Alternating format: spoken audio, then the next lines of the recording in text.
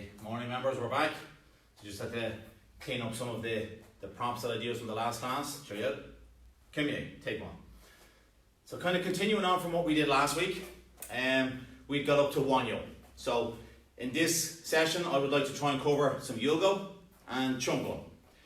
Now, I did make a video on Wednesday night, which I will publish later on today, and it explains all the different motions. So fast motion, slow motion, connecting motion and all, which is important when we get to the likes of Do-san, which we've already covered, YulGok, and so on up through the patterns. So, as I said, I'll publish that. It's, again, when you watch it, have a listen. I'm trying to explain it in very simple terms. So, you know, it may not be what your other instructor or masters may have explained. It's my way of trying to simplify it down so we can all understand. Okay, so YulGok tool. Startup movement of YulGok tool. So a couple of corrections that I typically have to make. So from the start position, we go to the first move. So lots of different variations of the first move. Remembering what the first move is for, it is just like a measure or a guide. It's just to give you an indication and more a case of putting your hand out and just saying, stop. You're giving a warning to the opponent and giving them an opportunity to change their mind. So the hand will travel up, travels across. So again, it's done in I won't say even in a slow motion, it's just out. So you do see an awful lot of people that start going, it's not performed in a slow motion, the hand just goes up and out. It does say that the hand must travel horizontally, which is this way or this way, depending on what way you look at it. It just doesn't come up. So don't bring it up. Should travel across, but it's all part of the motion. Don't bring it over here and then go this direction. What you'll also notice, what's important is a reaction hand. So the two hands will travel out and then they will finish together. It finishes shoulder line because, like I said, it's a warning. We've gone past our opponent, we've put our hand up and said, I don't think you should do that, not the greatest option. From there then we follow up with two fast motion punches. We then go foot to foot.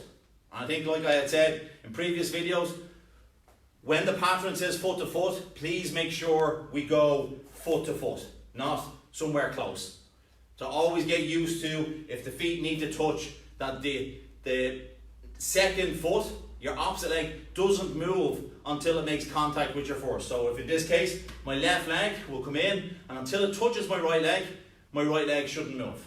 We then go through the same motion, 1, 2. Then, sine wave, going through the whole motion, inner forearm middle block. Front smashing kick like we did in Do-san. Exact same thing, fast motion punches. Remembering the important part is, the heel doesn't come off the ground of the back foot until the first punch is finished. When you do it in fast motion, it's very, very difficult to see. So it can look very much so that you finish and your heel's up. So it finishes there, up, and then in. So like I said earlier on, transition is fast in between. The other video will explain an awful lot more of that. Then we go to the opposite side. Middle block, our front smashing kick, and our two punches. Next one we do is Golchomaki, hooking block. Remembering hooking block members is a grab. You are grabbing onto somebody's hand. If you're grabbing onto somebody's hand, we don't need to exhale out like a technique. It's not a block, it's not an attack. Well, it is a block, but it's a grab. And I know it's called hooking block, but you are effectively placing your hand on top of theirs just to stop them. So because of that, it is not it's still a fast technique, it's normal motion, but it is not a striking technique. So we don't need to have that fierce breath at the end. So, not needed. But because we don't do the fast breath, the mistake most people make is that they end up doing it slowly. It's not slow, it is still normal motion, it is done at normal speed, but the breath is just a softer breath. Okay, then we go into the next move, which is connecting motion. Again, next video will explain that, where we rotate. And very important in this one is we rotate forward. When I learned this pattern, and I don't know why, I always took it into my head that the first move, first hooking block, was here. My second hooking block was further forward. And then I think talking to some of our grandmasters and other masters, it then doesn't make sense, which is right, it doesn't make sense. So unless you're being attacked with somebody that has two different length arms, this doesn't really make sense to do it like this. So what you're doing is you're doing hooking block 1, then you're doing hooking block 2. We are rotating the waist, the same as we would here, half facing, but the hand position doesn't go further forward. You have to imagine the person attacking you doesn't know Taekwondo, doesn't know walking stance, doesn't know anything else. They're just standing with their 2 feet up and they're doing this, from what we would call parallel stance punch. So if they're doing that, it makes no sense for us to go 1 and then lean forward. So 1, 2, 3. Making sure hooking block perform to the center of our body, because again, that's where they should be aiming for. If they decide to aim out here, that's on them, not on us, but still hooking block will work either shoulder line, chest line, center line. It can work anywhere, but in the pattern in YulGok, the way we would always practice, center line. Okay. We've gone through the same things. We move forward, then we do our ready bending stance, side piercing kick, and this is the first time we introduce Ap Palkup Teriki, front elbow strike. So little segue in. So the difference between elbow strike and elbow thrust. So some elbows we do, they're a thrusting motion. Some elbows we do are a striking motion. In this case, Ap Palkup Teriki, Teriki meaning strike, it's a strike because it's rotating. And we are swinging our arm and able to use our body as we rotate around. So it is going to strike into the opponent.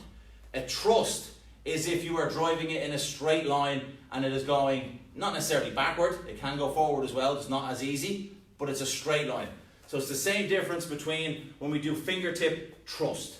So the hand thrusts forward, it goes straight. It's not a strike, we are thrusting our hand in towards the opponent. Okay, so just making sure that we're aware of that. So after the side piercing kick, it can be very difficult to be able to get ready for this technique. So we perform our side piercing kick, we then bend the back knee, back to my video just earlier on today, get our balance, hand position, and then land. Making sure that we get that good stance, proper walking stances, we land Palkup Teriki. The next one, I'll just rotate a little bit so we can see. We're then going to lift the back leg. So without stepping, there's no transition, we lift the back leg, ready bending stance. Again, not doing a slow motion, I'm just trying to go through it so we can see. So, and then down. We perform a side piercing kick with our right leg, same idea again after the kick. We bend the back knee down, hands, front elbow strike. Next transition with the left leg, Sang Sung Kal Maki. Now at the start at this level we're blue tag, we're 5th cup. We should be able to start getting used to the hand position starting closed. So very important that the hands start closed. When I'm teaching this, I will always have a habit of keeping my hands open because I'm trying to show that it is going to be Sung Kal from the start.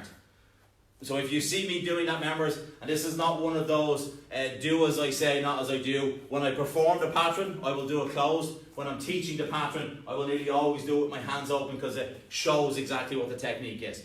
But the right way to do it is from our Palkup, is close the hands, Sang Sung Kal Maki. And then we step forward, Sun Sun Kul Tulki. So from Sun Sun Kul Tulki, we go back to like what we did in Dangun. We rotate to the opposite side, same again. Sang Sung Kal, and then Sun Sun Kul Tulki. So no new moves there. Sang Sung Kal Maki is slightly different because we have done in Wanyo, we've done back of Palmok. In this case now, we're just doing Sung Kal, which is open. Fingertip thrust. Now, first 2 moves of Dosan. Same, exact same. So outer forearm, high side block, reverse punch. We've gone through, we then do the second one. So the next position, members, is where we jump. We do Dunjamuk Teriki. Now, imagine when we're going to jump, you have to treat this like if anybody has cats or animals at home, or if you haven't, I'm sure you've seen something on the TV or anything like that, the way that they crouch up towards their target and then they pounce at the last second. So jumping for our back fist has to be the same. So we go with our left hand in front into a right walking stance, we rotate. As we rotate, it's important to go down, because as we go down, we can then spring up into it. Because the muscles in the legs will allow you to spring up and spring forward to generate the power. Remembering it's Dunjamuk, it's back fist. We're getting him on the side of the head into the temple. Doesn't require an awful lot of power. You know, getting your finger and just tapping it against your temple, you can only imagine what a full force back fist would feel like. So you don't need an awful lot of power, but in everything that we do, we generate the maximum amount of power that we can because we can. So from there, we've gone down and we spring. So reaction hand, up. Now, there's always that little bit of debate back and forth with your leg position. So I believe in the encyclopedia, it says that we should finish with our feet pointing 90 degrees. Yeah, at a right angle to our striking technique, and our body should point forward. Not saying that I disagree with that. I think what the body should always do is should always feel natural. We should always have that, again, balance, like we had stated earlier on, and a natural movement. And if that means that the shoulder ever so slightly turns, that's fine. We most certainly don't go half facing or full facing. The body should be side facing with a little bit of relax. Now, I will also explain that from a foot position. So if you think about it, when you jump, if you jump with your foot pointing straight towards the opposite direction, how much balance do we have? Like the width of my foot right now is probably 6 centimeters, maybe. Okay, which is not an awful lot. So I can roll backwards and forward. But the length of my foot is probably about 25 centimeters. So if I land forward this way, I know I have better balance forward to back than I do if I turn my foot sideways. And again, practice, give it a try, you'll see exactly what it's like. So for me, when we do this one, your foot should be slightly turned. You don't want it completely pointing 90 degrees to the target. Slightly turned, and then the heel of the back foot is up. So X stance, once we're in X stance, both knees bent, very, very important because it will help keep our balance. I'll now rotate just to the opposite direction. So from here, we're now going to rotate Duan Palmuk Napunde Maki. So this is one of those techniques that's performed wrong quite a lot. Making sure it's not a straight line. We don't just want this. So as we've rotated to here, it's as if we're standing or sitting on a bike, hands out in front. Don't then just go forward. So that doesn't make sense. We don't want to just go forward. We want to create backward motion. Training sequence of Taekwondo, all moves with a few exceptions start with a backward motion. Duan Palmuk Napunde Maki, no different. So we've rotated to here, backward motion. And again, if you notice, the distance between my hands hasn't changed. We rotate around and then we come in. Finishes high level, Napunde. So your right hand in this case is up eye level, which means my forearm is now roughly where my jaw is. Because that's like a big target for people to try and hit into my jaw. So eye level for the fist, and forearm, the blocking part, the blocking tool, is now defending towards my jaw. So again, from here, this position, this is one of these techniques. At 5th cup level, we have to practice. So from here, backward motion, around, and then down. The middle knuckle on the pinky finger, so your little finger, this knuckle here, makes contact with your elbow. And then we're down. So from here, right now, the left hand performs no function other than it's a double block. We can get into the difference between a twin and a double, and I will explain that as we go through some of our other patterns. But for now, the blocking hand is the right hand. The left hand can act as a guard like it does in forearm guarding block, Sunkal guarding block, and that's all it's for. When we get to some of our black belt patterns, we then realise that this hand can have another purpose because it can easily block for us. We'll get into that as we go further along. So from here, and then we go foot to foot. Like I mentioned at the start, if it says foot to foot, make it foot to foot. Hands back out. The hands have stayed with the body. Then a little bit of backward motion and to the opposite side. And then left to right at the end, parole, and then shove. Any questions, please throw some comments in. Let me know if there's any clarifications you'd like me to make, or if we can go into some kind of discussion about certain techniques. So next one, Jong Gun. This one's going to take a little bit of time. Jong Gun, I think, in my opinion, is one of the hardest color belt patterns to do correctly. And the reason why I say that is that I'm sure you'll notice it yourself when you practice. To land back on your mark is very, very difficult in Jong Gun. You nearly always land beyond your mark. So if you're supposed to stop here, we land somewhere back here. And there are some very easy reasons why we do that. And the reason why I say Jong Gun is one of the hardest patterns is because we transition from stances to stances all the time. So this keeps going back to those fundamental basics where your stance needs to be correct, needs to be right all the time. So we have to practice, practice, practice. And if you break it down into its simple terms, the amount of stances that you go forward is the same as you come back. Not the same amount because we do different stances. Okay, and we'll cover that one as we're going through it now. So at the start, Jong Gun. First time we introduce Moa Jumpy Suggy B. Close, ready, stance B. So very similar to our ready, jumpy, suggy A, ready, jumpy, suggy B. Hands come a little bit closer to the body. So for A, starts off further away, maybe 30 centimeters. Then it comes in maybe 20 centimeters. What is important, try and keep your inner forearms parallel to the ground. We don't want it to be up here. We most certainly don't want it to be down here. So straight. Your fist should be pointing forward. And the one thing that you will also notice as well, in a lot of our patterns, especially all our color belt patterns, the attacking tool, so what we would call our weapon. In this case, this is our right hand. Reason why it's our right hand is because General Choi was right-handed. So you cover your weapon. Moa Jumpy Suggy A, you do it the same for B. Even when we go into Hwarang, we do the same. We keep it back. You then go into Kwangye, you keep it back. It goes further away. So you're always hiding your weapon. Again, that is a sign of self-control. It is a sign of self-defense rather than that attack. We don't run forward with our fist out going, I'm going to hurt you. Our idea here is, like I had mentioned so many times, it's not to win, it's to just make sure that we don't lose. This is not competition, members. This is real life. If we don't lose, then ultimately we win. We don't have to knock our opponent out. We just have to make sure that they don't harm or injure us. That's why defense is so important. So from there, first position, we now introduce Taekwon-Do, reverse knife hand. So from here, hand to the bottom, raise up, like we've done in inner forearm middle block countless times. Now what's very important with Taekwon-Do is making sure that when you turn your hand around this way, that you can't see any of your thumb. If I bring this out, and you can start seeing that little bit of my knuckle here. So we go into that position there. So here it is right, here it is wrong. So that bone there will make contact with whatever we block.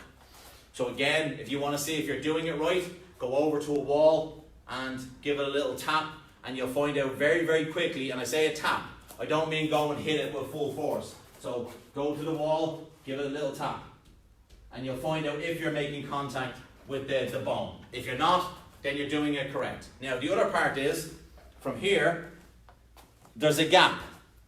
So keep this gap in between the finger and the hand. So we don't want to have it in too close. So pull it back, and you'll notice, even here you can see that the attacking part or defending part, in this case Taekwon-Do, is defined and it's strong. So it's the same way when we make Sunkal. Our thumb position is so important. If we make Sunkal with the thumb open this way, Sunkal becomes soft and squishy. If we bend that thumb right in, squeeze your fingers together, Sunkal becomes nice and strong.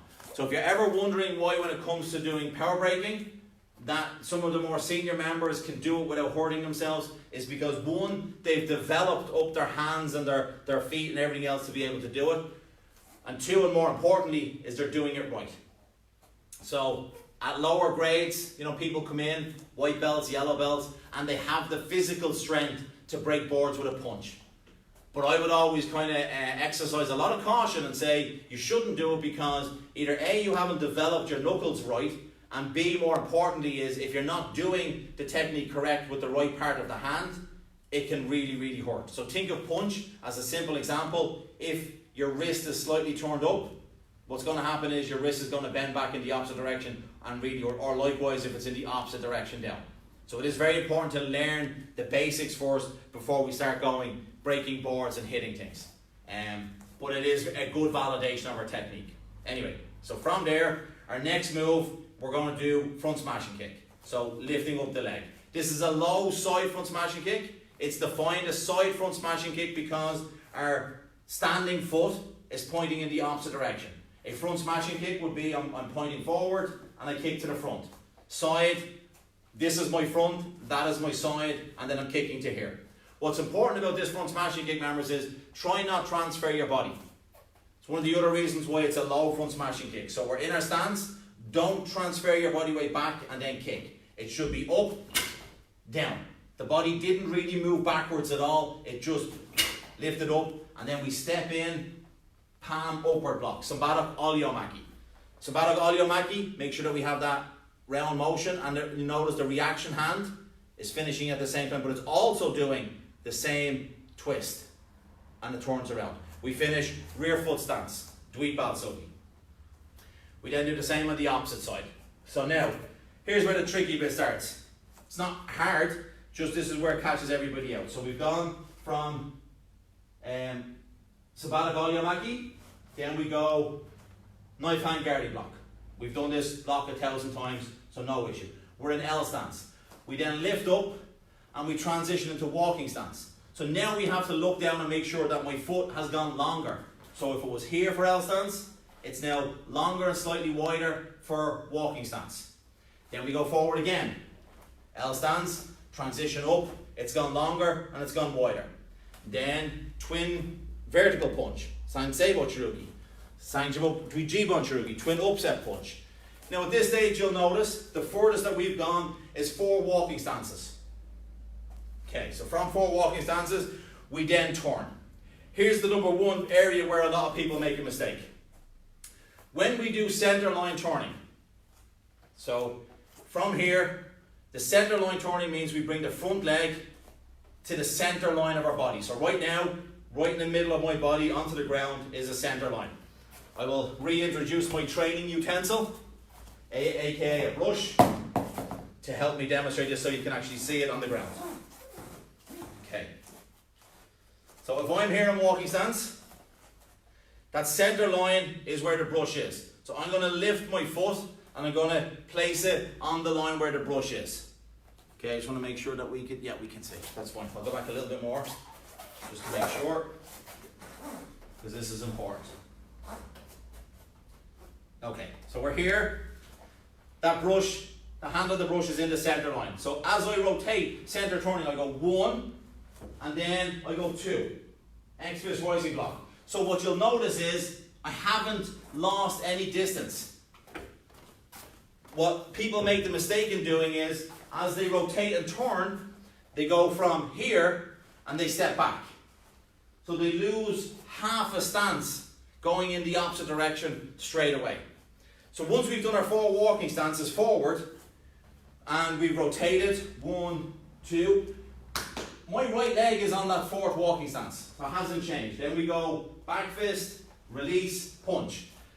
Now I'll explain this one before I go back into the walking stances and the distance. So what's important, back fist strike in L stance, we've done a lot of times, so shouldn't be anything new. Make sure we twist the body half facing.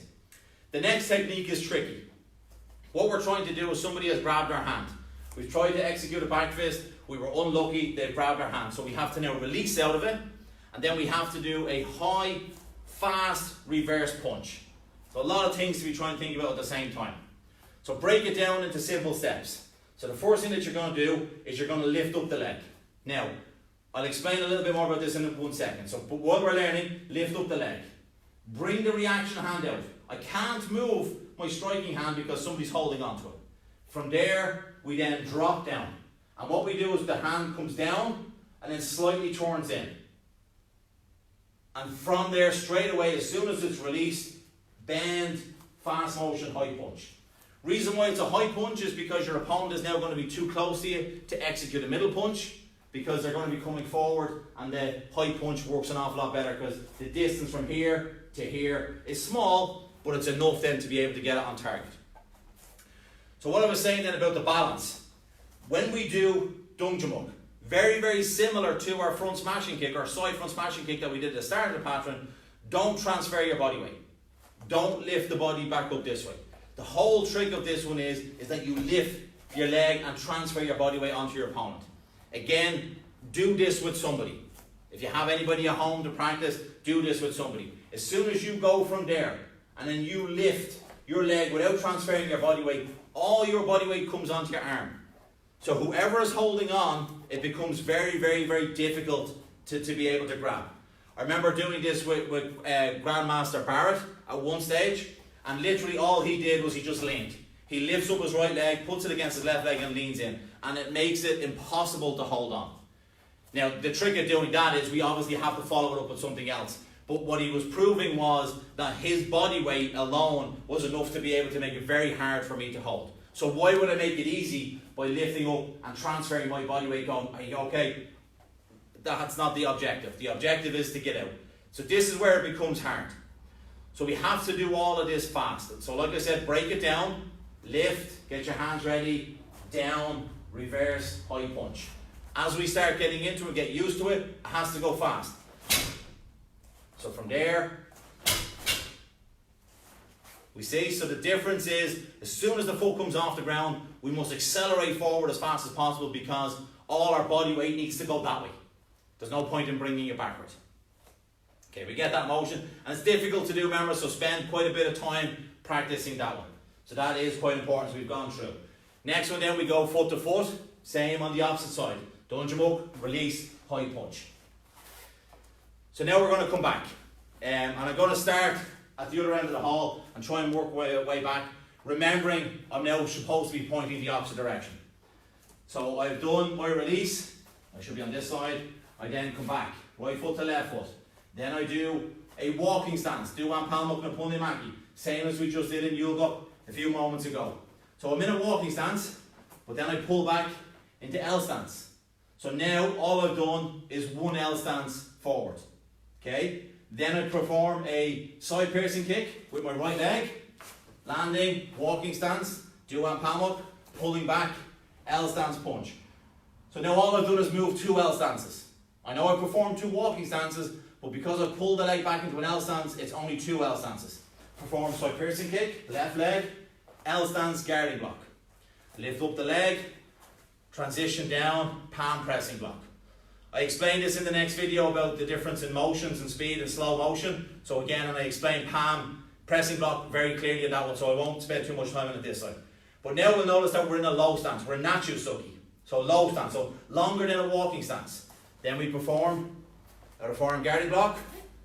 Again, low stance, palm pressing block. So now if you notice, we've done 4 walking stances forward, but then on the way back we've done 2 L stances and 2 long stances, or low stances. So the difference between L stance and walking stance is the same difference between walking stance and low stance. So again, if I'm to try and show, I use my training utensil again. So from here, if I'm in my L stance to here, then my walking stance is to there. Okay? And then if I'm in my walking stance there, we'll change this forward, then there's my low stance. So the same difference between low stance to walking stance is between walking stance and L stance. So that means if you've done 4 walking stances forward, you've technically done 4 walking stances back. And that will bring you exactly back on your mark where you started. Now, the next move to finish it off, we then rotate. Making sure we do not bring the reaction arm back to the waist straight away, we rotate. Angle punch. So from here, the right hand is going to be performing it. Angle punch around. One of the great things about angle punch, members, it's probably one of the very first few times that we do close combat techniques. We've done palk up earlier on, but we were stepping into palk up. So this would be if somebody is really in our face and they're right beside us, the next thing we're going to do is angle punch. So turning it right around. So once we've performed angle punch, next thing that we're going to do then is Taekwon-Do, U-shaped block. Now, the funny part about this one is, and there's always a story behind a lot of techniques, U-shaped block is called U-shaped block because it's shaped like a U. From what I was told many, many years ago. Because when you do this here, if you rotate it up this way, it's a U. Not really. That got corrected quite obviously recently, good few years back, but not as back as far as when I was learning this pattern. So if you look at the Do in the Taekwondo in Korean, and then you just take that top part out. So you leave out the bottom line coming down, that vertical line, and the longer horizontal line. Delete that. That shape is called Taekwon-Do. So that's why they call it U shape. Now I don't know why it's translated into U shape, just is, but that's what that shape is.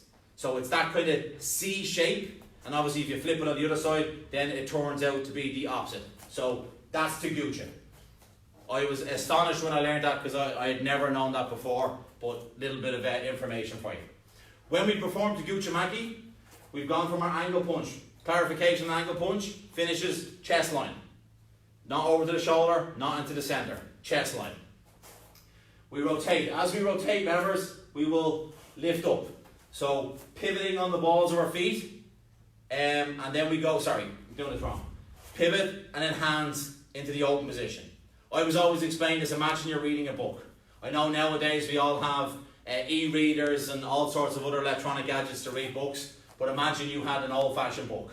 And it's quite a big book actually. So from there, the way I always laughed at it was, because I'm not in the mood of reading, you throw the book away.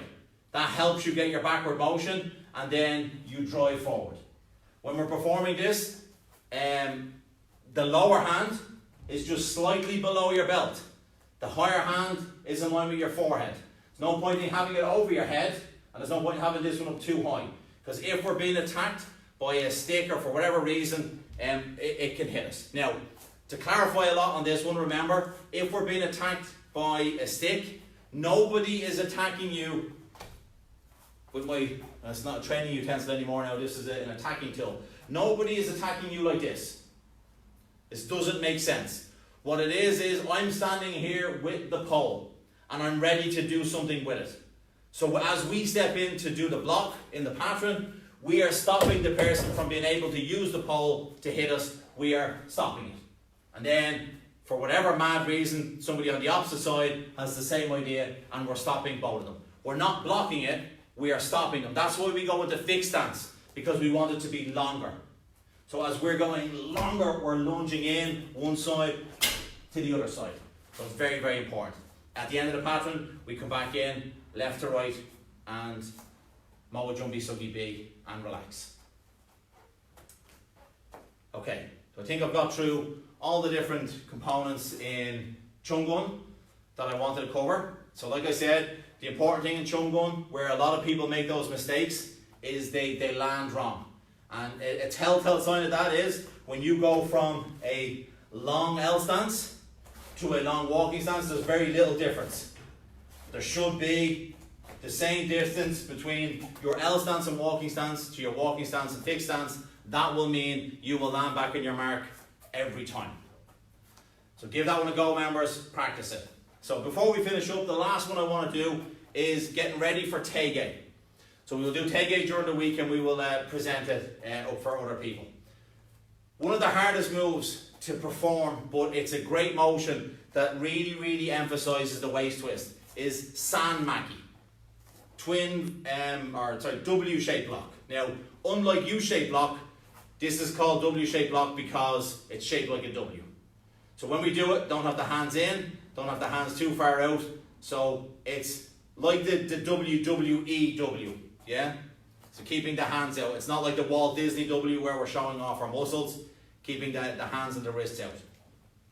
So all I want us to practice, again during the week, along with all the other stuff that we have as well, is when we're doing this San Maki, making sure that we travel in a straight line. So from here, I can drop my hands because I'm not even worried about my hands. So from sitting stance, moving forward, lift my knee, and then rotate. Lift my knee, rotate. And you'll notice that as I go to rotate, it happens fast. So we perform these in a stamping motion, and because it's a stamping motion, we leave our foot pointing in the direction of the target for as long as we possibly can until the last second, and then we drive it in. What's also a great thing to try and do as well to help speed up that process is commit to the technique. Don't hold back. So like a lot of the things we've just done in Jong Gun, we then bring them forward to the next pattern Don't hold back with your balance. So as I step up in Sanmaki, I shouldn't be able to do this. Because as we transition through it, it's committed. That time period where I'm in the middle should be virtually zero. So I transition through the middle. It's not from here, 1, 2. Because at that stage, I'm not going to be able to generate enough power. And this is a great way for people to practice acceleration, waist twist, breath control, and timing. All of the different aspects of of our Taekwondo power generation is defined very easily in this move. So because you can see an awful lot of people, they go up, down, and the hands are just doing this. No power. You ask the question, do you feel power? And they go, no. When they get it right, and all of a sudden it's like that ta-da moment, it's like when you learn how to ride a bike, and you don't have your stabilizers on anymore, and you're not looking over your shoulder to say, look at me, I'm doing it. It's that moment where everything just comes together. Sanmaki is exactly the same, and when we master this, we can then go back to all our guarding blocks and our forearms and everything else, and it becomes so much easier because we've now understood how we generate power. So back to the very first point, knee up to the front, don't rotate around. If you rotate around and you think that this is just a twisting motion as we're turning the body, we're not going to generate any power into the technique. So something just to have a work on, a little bit of practice during the week, and then we will go through our other classes. So I do other videos. I performed Chung Mu during the week as well. I've looked over it. It's not great, but it's going to be a point of reference for those people going for their black belt. So I will publish that one later on today as well. And again, likewise, any questions, members, please reach out. Keep safe. Keep fit. Try and do the exercises that we can. Stretch as much as possible. Now is a great time. We don't have to blame. I don't have the time. Is no longer an excuse. One thing we have right now is we have plenty of time. So do our stretching. Go through our motions. Learn your pattern so much, members, that we can do it with our eyes closed. And again, I know we don't have an awful lot of space, so please be careful if you're going to go and do Chung Mu with your eyes closed and you start smashing all the cutlery and the plates and pots and all in the plate. So be very, very careful. But we should know it to be able to do it with our eyes closed. What's great to do is sit down while you're stretching. So in a stretch, any stretch, pick one that you like, close your eyes and walk through your pattern with your eyes closed. Best part about doing that, because the reason why I do it is because according to my imagination, my kicks are really, really good. I still kick up here. Okay, obviously in reality, they've come down quite a lot as I've got that little bit older, but that's fine. So practice them. Close your eyes. Go through the motions. See what your stances are.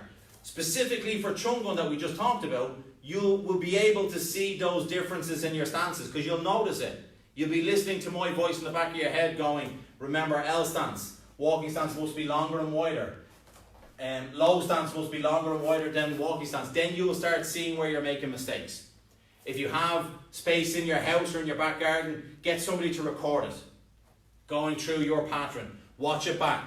I know we all don't like watching it back. In most cases you won't send it to me because you don't like the way it looks. Unfortunately, when you're in class, members, I get to see it anyway.